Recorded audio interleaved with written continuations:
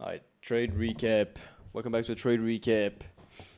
I'm gonna have to do it like this because the sun is in my eyes. Alright, trade recap. I took this little continuation here right about 10:30-ish of this big price leg to PPI highs. So we had PPI at 8:30, unemployment claims, and then Trump speaks at 1. I don't really give a shit about Trump. And this is the price that we formed. So we had a small SMT because NQ tapped this gap, ES did not. I kind of count that as an SMT because if you like scale down the time frame here, like this low, it's a 50-minute SMT basically. That's good enough. Although I missed the first entry here on my model, which would have been like this, and then enter off of this gap right here. I didn't take it because I didn't really see this, or like I didn't think of it as an SMT. I was like, there's no SMT, so I'm not gonna take it.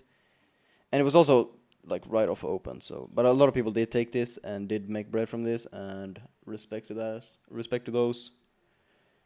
I just didn't take that. I waited till something later in the session. Well, price came up, filled this entire gap of PPI. We didn't take the news high, so that was still my draw, especially when we have these stacked highs as well, or I guess it wasn't even stacked highs.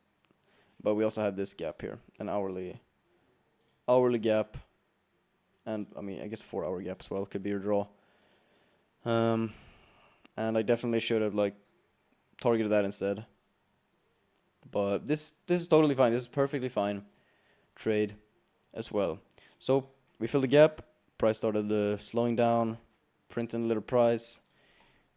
Looking like we were gonna flip. We didn't tap this. I was looking at this. We didn't tap that, and we didn't come to any level on the standard deviation. So I was just not taking anything. Obviously, we made this 5-minute order block. I'm like, okay. We come down into it. We fill this gap. We do inverse this though, and respect this bearish. So we could flip here. So I didn't take it immediately.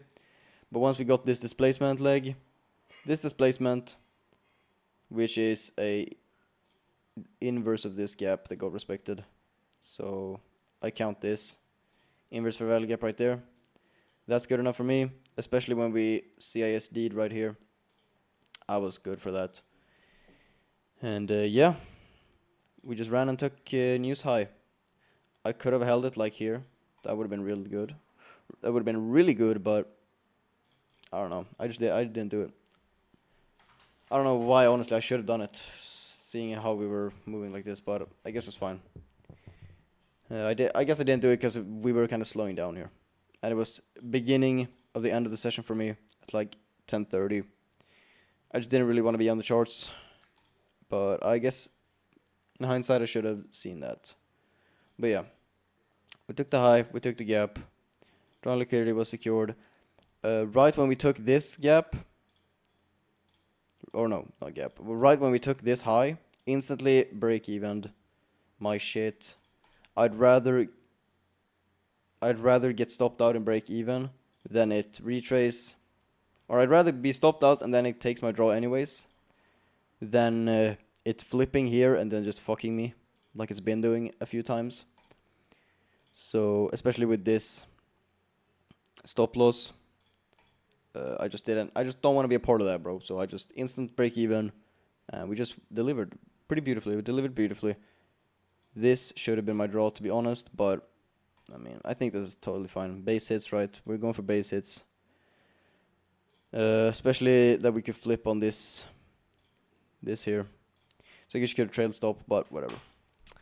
Whatever, guys, whatever. That is the trade recap for today, this Thursday. Tomorrow we got 10 a.m. news and retail sales, so be careful. Also, follow me on Instagram and TikTok down in the description, and like this video if you liked it, man.